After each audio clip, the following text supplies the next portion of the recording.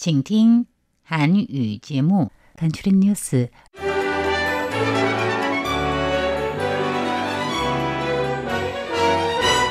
안녕하십니까. 3월 26일 수요일 간추린 뉴스 헤드라인입니다. 대륙위원회는 중국인 배우자 추방 건과 관련해서 우리는 지속적으로 포용과 따뜻함으로 대륙 배우자들의 타이완 사회 합류를 환영할 것이라고 보도문을 통해서 밝혔습니다.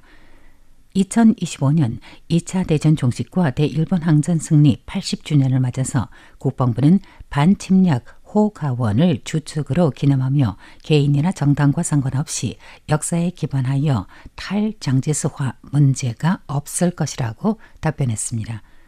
상하이 인민법원은 타이완의 출판인이며 중국 국민인 부차씨에게 국가분열 선동죄를 적용해 3년 유기징역을 선고했습니다. 이는 그가 상하이 친지 방문 후 실종된 지 2년 만에 밝혀진 사실입니다. 타이완의 AI 산업 생태계를 형성하기 위해서 경제부와 디지털부는 인재 양성 등 관련 계획에 발동을 걸었습니다. 주계총처는 올해 타이완의 경제 성장률을 3.14%로 내다봤습니다. AI 서비스형 소프트웨어 기업 독립이사는 AI 시대의 타이완의 3가지 기회와 3가지 도전에 대해서 언급했습니다. 국경 없는 기자회는 미국의 소리 직원과 노조와 함께 미국 글로벌 미디어 그룹 USAGM과 관계자들을 상대로 소송을 제기했습니다.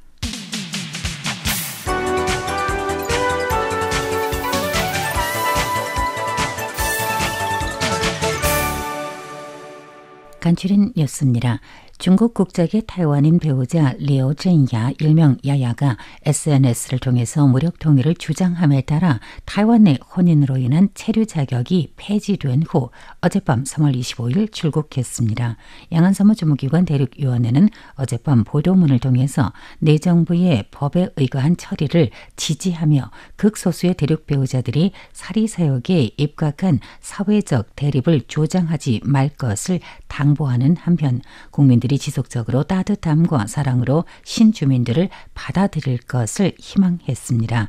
대륙위원회는 타이완의 자유와 민주주의는 어렵게 일궈낸 것으로 각지에서 온 신주민들이 함께 이곳을 소중히 여겨주기를 바란다며 대다수의 대륙 배우자들은 타이완에 대한 애정이 깊고 타이완의 한 사람이 되기를 원하고 있으므로 극소수의 극단적인 사건 때문에 특정 집단에 대해서 꼬리표를 달지 말 것을 당부했습니다.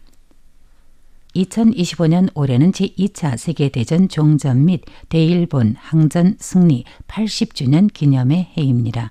중화민국 국방부는 오늘 3월 26일 기자회견을 통해 금년은 침략을 반대하고 나라와 고향을 지킨다는 반침략 호가원을 주축으로 경축대회를 거행하며 맹호들과 공동으로 중화민국의 정신을 수호함을 강조할 것이며 아울러 중화민국 수호, 군민 한마음 항적, 청년이 앞장서 국가 보위, 맹호들과 공동으로 분전한다는 4가지 주제로 나누어서 올해 경축대회를 진행할 것이라고 밝혔습니다. 중화민국 국방부 정치작전국 산하 문선 심전처 즉 선전 심리전 처장은 승리 80주년 기념 행사에 관한 설명에서 군사사진전, 기념 콘서트, 샹지 카니발은 국방부에서 주관하는 활동으로 이중 군사사진전은 타이페이 시정부와 협력해 시내 34개 버스 정류장을 이용해 전시할 예정이라고 발표했습니다. 한편 경축 활동에 고 장제스 총통을 패스하는 식의 탈장화로 진행되지는 않을까라는 질문에 선전 심리전 처장은 관련 이벤트에서는 고 장제스 총통을 포함한 유공자들 모두 사진전에 출연하게 되는데 이는 개인이나 정당으로 인한 어떠한 변화도 없을 것이며 항전 역사를 존중할 것이라고 답변했습니다. RTI 방송사 프로그램 진행도 맡았었던 출판인 후차 씨가 지난 2023년 3월 중국 친지 방문 중 연락이 끊겨 상하이에서 비밀리에 연행된 것으로 의심되고 있다는 소식이 지난 2023년 4월 중순부터 국내 출판계와 언론계에 널리 알려지며 후차 씨 구출을 호소하는 SNS 글들이 한때 많이 떠올랐으나 당사자 가족들이 사양함에 따라서 한동안 후차 씨의 동향을 진영형을 알 수 없었다가 2년 만에 그는 이미 지난 2월 17일 1심 재판에서 유기징역형을 선고받은 사실이 밝혀졌습니다. 중국 국무원 타이완 사무방공실은 오늘 3월 26일 오전 정례 브리핑에서 언론 질문에 부차씨는 국가 분열을 선동한 죄로 유기징역 3년형과 1년의 정치권리 박탈 선고를 받았으며 부차씨도 법정에서 그의 죄를 인정했다고 발표했습니다. 부차씨는 타이완에 공민 신분을 신청하기 위해 2년 전인 2023년 3월에 중국 친지 방문과 더불어서 중국 내 호적 말소 관련 절차를 밟으러 상하이시에 갔다가 연락이 두절됐었습니다. 국무원 타이완 방공실은 지난 3월 17일 상하이시 제1중급 인민법원이 2월 17일 날 부차씨를 피고로 1심 공개 재판을 선고했다고 오늘 확인했습니다.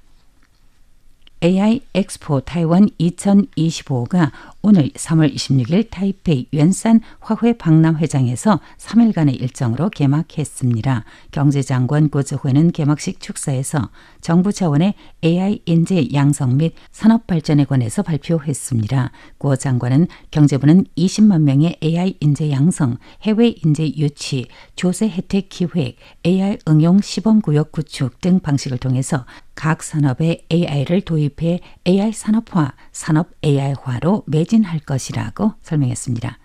디지털 발전부 차관은 축사에서 AI 혁신 발전은 정부에서 강력히 주도하는 게 아니라 민간의 자유 경쟁에서 오는 것이라고 강조하면서 그러나 디지털 부에서도 컴퓨팅 파워, 자료, 인재, 마케팅, 자금 등의 5가지 주요 정책 도구를 통해서 AI 산업 발전 생태에 적합한 환경을 만들어 나갈 것이라며 정부 차원에서도 적극적으로 나서고 있음을 밝혔습니다.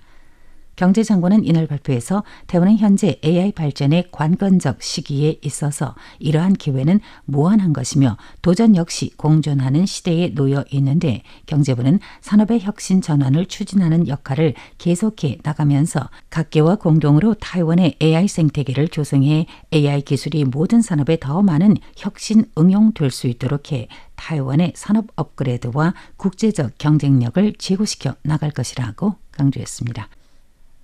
타이완의 IT 유니콘 AI 서비스형 소프트웨어 기업 에피어 독립이사 진리펑은 AI 시대가 도래하며 타이완 산업계는 3가지 기회와 3가지 도전에 직면해 있으며 타이완의 하드웨어 제조 기술의 우세를 응용해 미국과 중국의 양대국 AI 경쟁 과정에서 우리는 최대한의 틈새를 공략해야 할 것이라고 말했습니다. 그는 중화민국 상공업협회의 초청으로 AI 시대 타이완 산업의 기회와 도전이라는 제목의 기조연설을 발표할 때 이상과 같이 언급했습니다. 그는 미국과 중국이 각자 따로 가고 있고 타이완은 하드웨어 제조의 우세를 지니고 있는 것과 AI는 클라우드에서 엔드-투-엔드 하드웨어와 소프트웨어 통합의 기회를 제공해주며 아직 일자리에 있는 고령 인구들은 젊은 세대와 함께 초고령 사회에서도 새로운 황금의 10년을 만들어내는 기회를 만들어주는 등의 3가지 기회가 있다고 설명했습니다.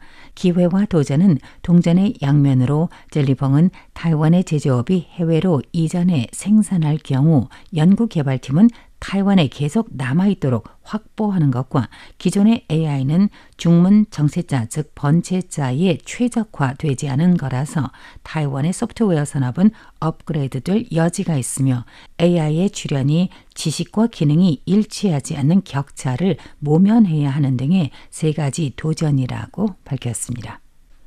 국경 없는 기자회는 75%의 자유아시아 방송 RFA 미국 직원은 트럼프의 행정명령으로 휴직 휴가 상태이며 이 명령은 RFA 해외 직원들에게까지 직접적인 위협이 될 뿐만 아니라 30명의 주미 기자들이 추방당할 수도 있어서 그들이 귀국한 후 모국에서 박해를 받을 수 있다며 트럼프의 3월 21일자 행정명령을 질책했습니다. 아울러 지난 3월 14일 트럼프 대통령이 상장 명령을 통해서 미국 글로벌 미디어 그룹 USAGM 해산 명령을 내리며 미국의 소리, BOA 등 정부 지원으로 유지했던 언론기관 직원들이 강제로 휴가를 하게 되었습니다. 이에 국경 없는 기자회는 미국의 소리 직원과 노조와 함께 미국 글로벌 미디어 그룹 및 관계자들을 상대로 소송을 제기했습니다.